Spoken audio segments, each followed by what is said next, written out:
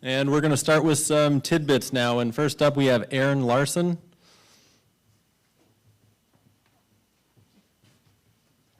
Hi, everyone. It's been awesome to get to know you all and see some familiar faces in the last day and a half so far. So I wanted to introduce myself for folks I haven't met yet. My name's Erin Larson, and I have a PhD in aquatic ecology, and I've recently moved from Alaska Pacific University over to the Alaska Center for Conservation Science, so moving from a really teaching-heavy position into more of a research position. So I know some folks from work I did at APU, and it's great to see you all. And I'm going to talk a little bit about a project that we're just getting off the ground, really hasn't started at all yet, in collaboration and really led by Kui Walker down at the Kachemak Bay National Estuarine Research Reserve down in Homer. And this is actually federal earmark funding, and so if folks are familiar with that funding source, you basically put together like 2 very short paragraphs that explain what you're going to do in this case. And we're really sort of building the project now that we have the funding. So if it seems like we've got it all figured out, we don't yet, and we'd love for folks to be collaborating with us.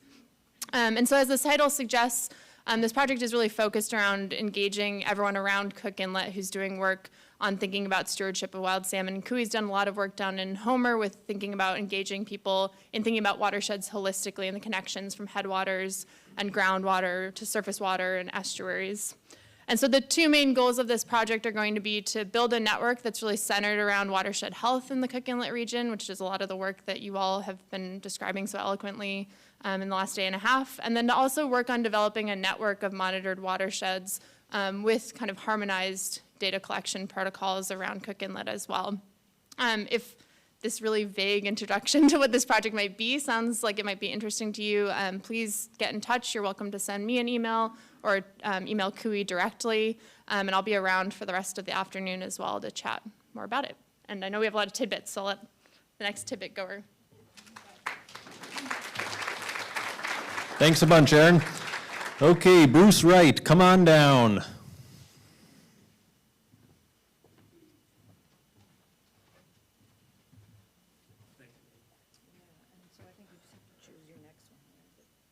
Yeah, this is a good one to start with. Bruce Wright, Chief Scientist at the Connect Tribe here in the Valley.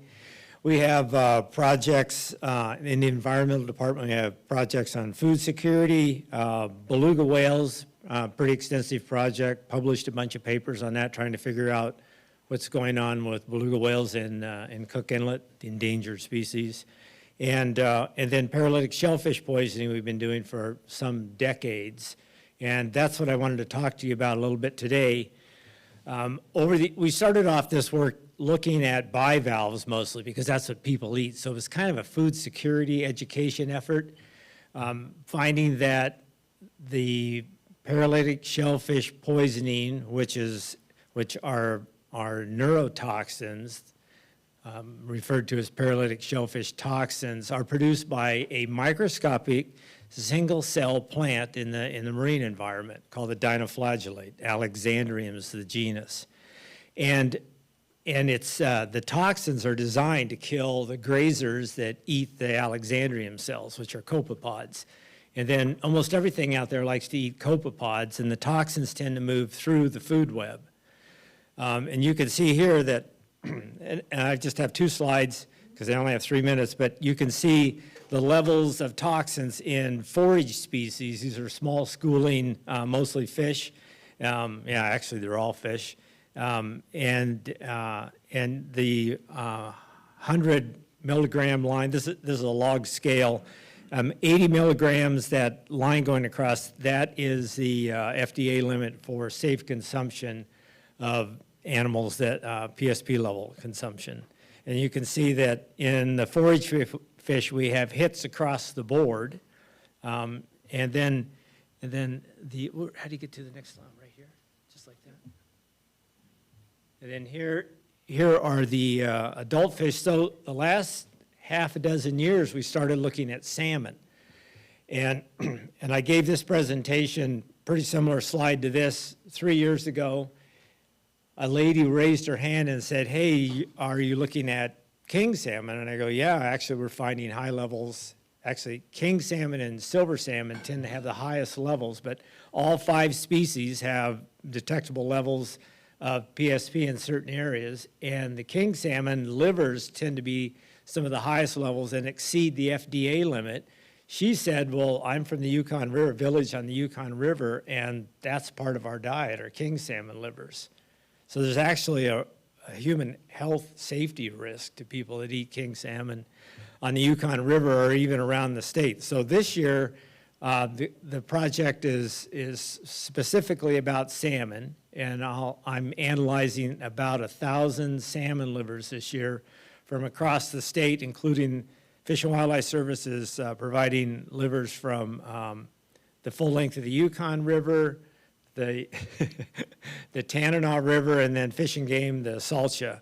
And then I have a bunch of stations that are collecting livers around the state.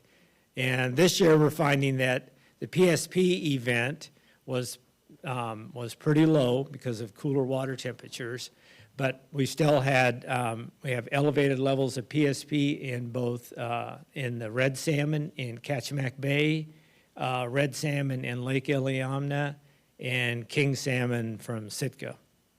So that's the bad news. The good news is that we just got $1.8 million to continue the project for 4 years, and the great news is we just hired a project coordinator, Andrea James, and Andrea, right back there. She just finished a job with Chickaloon, and so we're going to be doing this work for the next 4 years, and we'll keep you guys up to date. Thank you, Bruce. Next up, we have Rebecca Shaftel.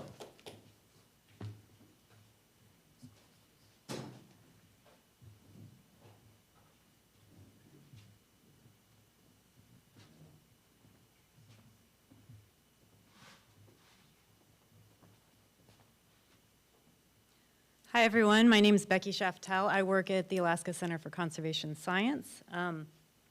And I just wanted to give you a quick tidbit on a new project we are starting with the partnership, an anadromous waters prioritization. So this is to address one of their strategic priorities, that just we can get more waters nominated to the AWC, where they will then have more protection should someone try to do a disturbance in the stream or riparian area.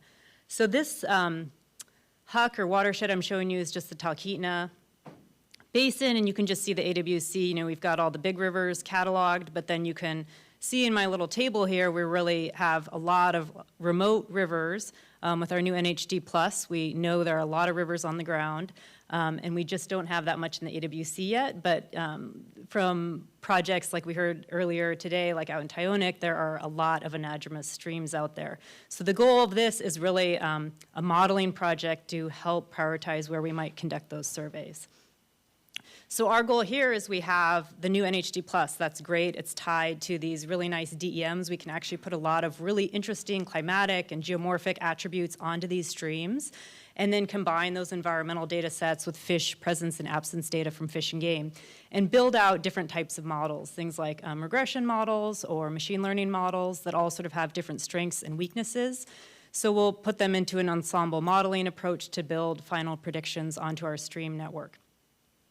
And we are planning a little bit of work to validate it. Typically, when you construct models like this, we'll do a lot of cross-validation internally to try to see how good our predictions are, but we'd really like some independent test data from the next couple of summers. So we've got a little bit of funding to do some field work, and I've already spoken to some people here who might be doing something like that, so we can really have some independent test data.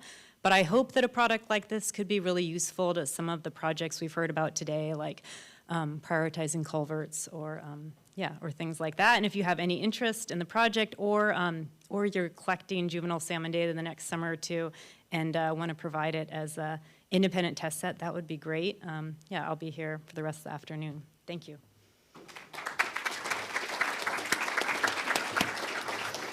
Thank you, Becky. Next up, we have Jessica Straub.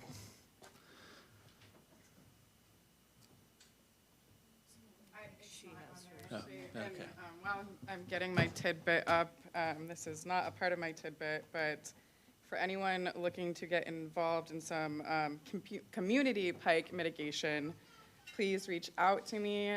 This last 2 years, we've done some free diving, community spearing of pike in the Big Lake system, and it's been just a really good outreach and community component to, if I can get this in, to help mitigate some of the pike presence in Big Lake. All right. And so I just wanted to bring up, and hopefully this video will work. Talk about some resources and content that we've put out this last year. And so this is one of the Fish Passage construction videos, really geared towards contractors that we created. And I'm just not going to show you the whole thing, but just to show you kind of how they're set up.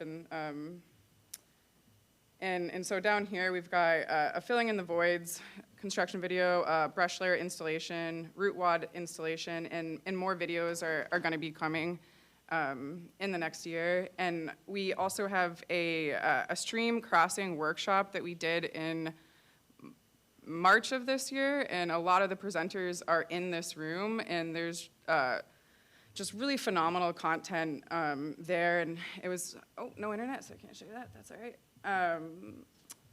And it was held over a few days, so the whole playlist is there available on our YouTube, the Fish and Wildlife Service YouTube account.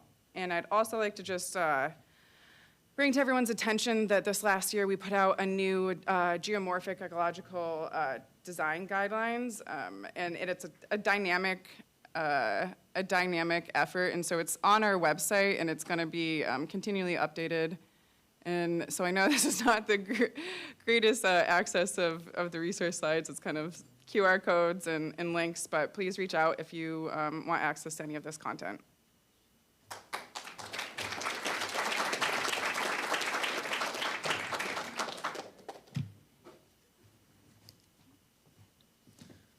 Thank you. And next up, we have Ashley Alexiak. I hope I pronounced that right. Awesome.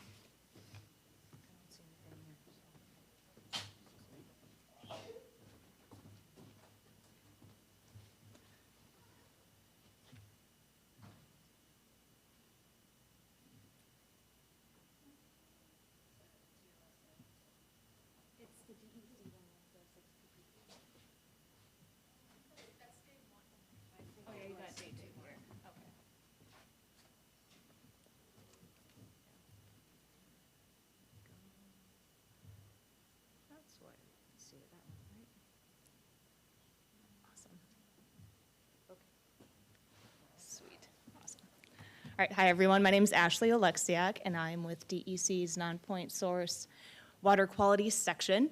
I'm relatively new to the department, and so it's been great meeting some of the people whose names I've only seen on paper before. Sue Mauger, I'd like to formally apologize if I fangirled on you a little bit, because I've seen so much of the great work that you've done. But yeah, this is really great to be here in person with you guys. I'm going to be speaking a little bit on a topic that Lucas touched on yesterday, and that is 6-PPD and 6-PPD quinone.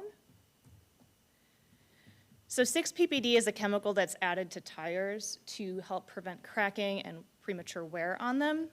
And when it reacts with ozone in the atmosphere, it transforms to produce 6-PPD quinone. And then when those tire particles wear, collect on the roadway, and get conveyed into our creeks via stormwater, they can cause acute mortality in coho salmon.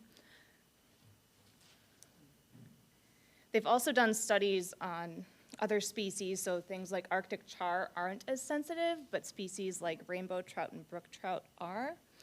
There's still a lot of research being done on like the mechanisms by which that happens, and like basically everything. As early as this summer, they've completely resampled using different methodologies, using a commercial standard for 6-PPD quinone that they didn't generate themselves in the lab. It's commercially available, and they found out that it's way more toxic than they originally thought. So at the levels of like parts per billion versus parts per million. So there's continually ongoing research on that. There's good news.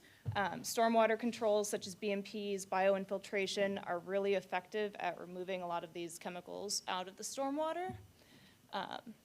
And the tire manufacturing industry is aware and actively working on our alternatives to 6-PPD. In the meantime, DEC, we're monitoring the research coming out of the Pacific Northwest, coming out of California. There's no federally approved method for quantification or detection yet, so we're not doing any monitoring. But we can assume, since we're in Alaska, we drive cars, we have roads here, that it is in our streams. We're also hosting a work group with our water quality standards section, so if anybody would like to get in on that or more information, please reach out and let me know.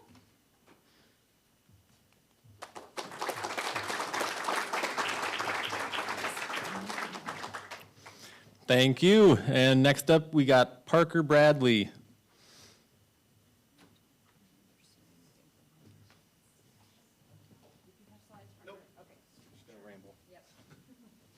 Hello, everyone. Parker Bradley, Fish and Game here in Palmer. Work on invasive species, mostly pike here. Don't have a presentation for you. Just wanted to give a quick update kind of on the Fish and Game efforts, specifically in the Mat-Su Valley for pike.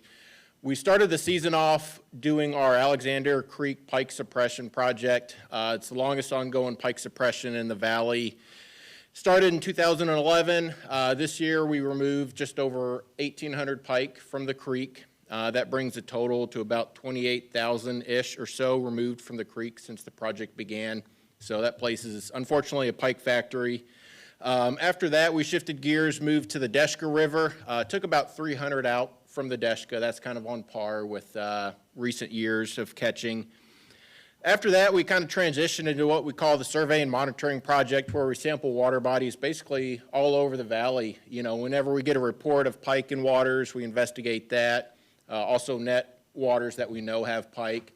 This year we ended up sampling about 20 water bodies, capturing about 1,000 pike in total in doing that work. And we found 2 new pike lakes in the valley, West Papoose and Scotty Lake up off Petersville Road. Over half of the pike that we caught this summer actually came from Nancy Lake. We put quite a bit of effort into Nancy this year, and just over nearly 550 pike. So that's a place that's, you know, unfortunately being impacted. Eradication is probably out of the question at this point just due to the size of it, but we are removing quite a bit every year. And this year we finished up the season with a big eradication project, not necessarily in the Mat-Su, but close to it, Fire Lake and Eagle River. And so we treated Fire Lake in early October. In addition to that, the 7 miles downstream that flow into the Kinnick Arm. And I'm including that here because it's actually the, if you look at a map, it's the closest water body that has pike to places like Jim Creek and vulnerable water bodies in the upper Kinnick Arm. So we hope that getting pike out of the lower Fire Lake drainage is helping to hopefully protect places like the Jim Creek area. There was still quite a bit of native fish in the lower part of the creek below the lake. So immediately before the project, we did a big fish rescue. We captured about 9,000 fish, mostly cohos, but also dollies, sculpins, stickleback, and we're holding them off-site right now. And the plan is once the water's safe, we'll put them back into the creek to kind of jumpstart the restoration. So that's it for the pike update.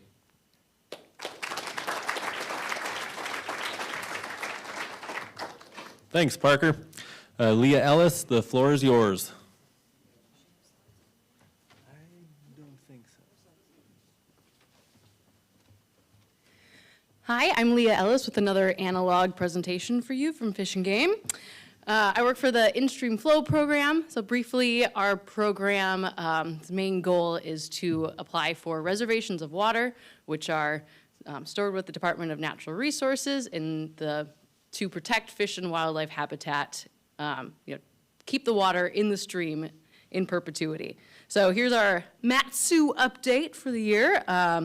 We completed field work on our Petersville Road project, where we sampled or took stream flow measurements on 11 different rivers out there. And then with that data, along with others, we submitted 11 reservation applications this year from the Mat-Su Valley.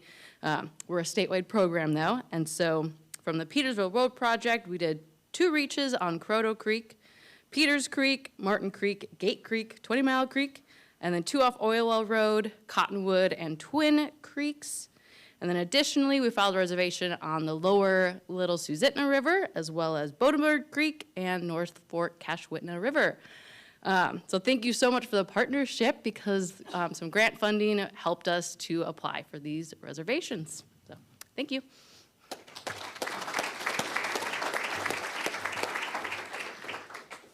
Thanks, Leah.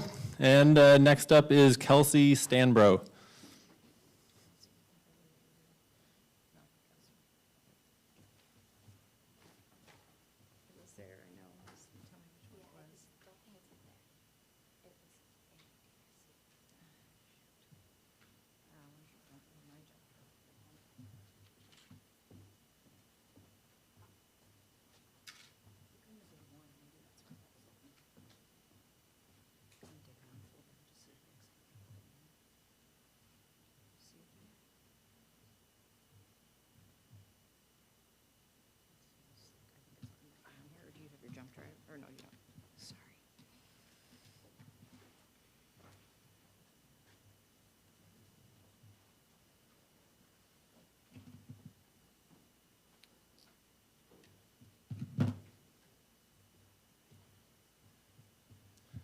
In the meantime, I'll tell a joke. What do you call a fish with no eyes? Blind.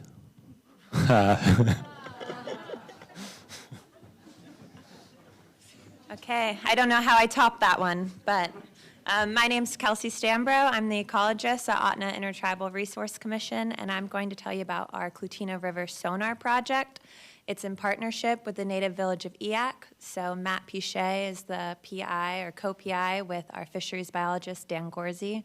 So I just like to shout them out because, yeah, it's really their project, and I'm just going to be the voice of it for today.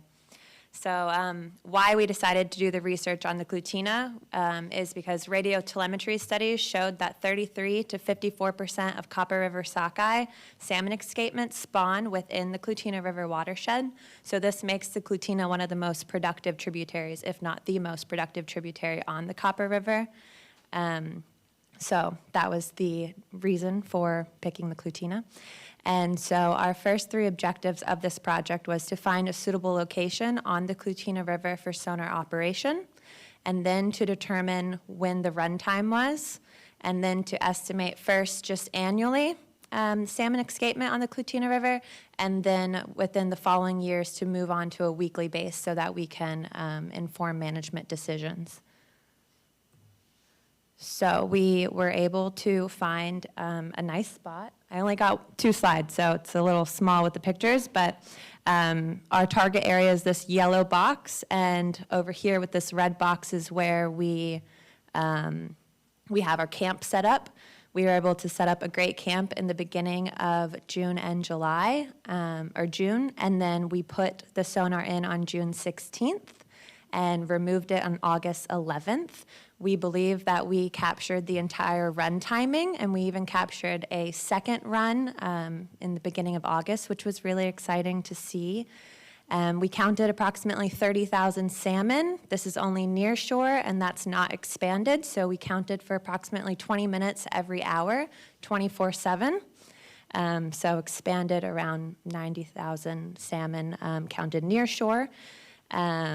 And then in the future, we hope to put up a far shore sonar in order to capture the whole width of the Clutina River. We also look to do the weekly counts, as I said, in order to inform management decisions. And then we're looking at other tributaries that may provide good spots to put a sonar that can inform more information about salmon. And that's my presentation. Thank you very much.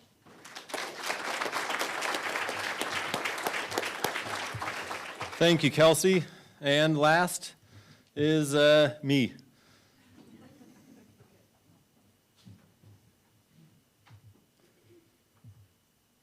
So I don't just do jokes. I work with the Alaska Department of Fish and Game in the Anchorage office, and I lead the freshwater fish inventory program. And so early this summer, Sarah Myers from the Palmer office contacted me about a structure on Swan Lake, which is in the Susitna Flats, and it's drowned in this high flow year, but that's like kind of a dam that people created to hold water into this Swan Lake, which is near the mouth of the Susitna River. And there's no fish information there, so she contacted us. We did an overnight in September and set 1 gill net, a handful of minnow traps, and electrofished a bunch of shoreline. And lo and behold, we did find coho salmon and humpback whitefish in the lake itself and in the outlet stream. So we were able to nominate the lake and the outlet stream into the Anadromous Waters catalog. We also found Anadromous stickleback, shrimp, and 9-spine stickleback. And yeah, basically, long story short, if they do want to update this dam to control the water level, they will, I guess, have to accommodate the migratory and anadromous fish in that water body. And to switch gears, just to give a plug for some ongoing research that we got in the Susitna River. It kind of, I don't know, got mired in bureaucracy and funding issues last year. Was supposed to take off, I guess, this summer, but we're going to hit the ground running in 2023. I've already talked to Margaret Stern about it and the Susitna River Coalition, but we have some projects out of University of Alaska Fairbanks and also the Pacific Lamprey Conservation Initiative, which is another national fish habitat partnership. And we are going to be starting work next year. We're going to be comparing across basins to the Copper River as well. And specifically, it's a couple grad students in Trent Sutton's lab. Amber Perk is a master's student who will be focusing on Arctic and brook lampreys, and then I'll be leading the charge with Pacific lamprey.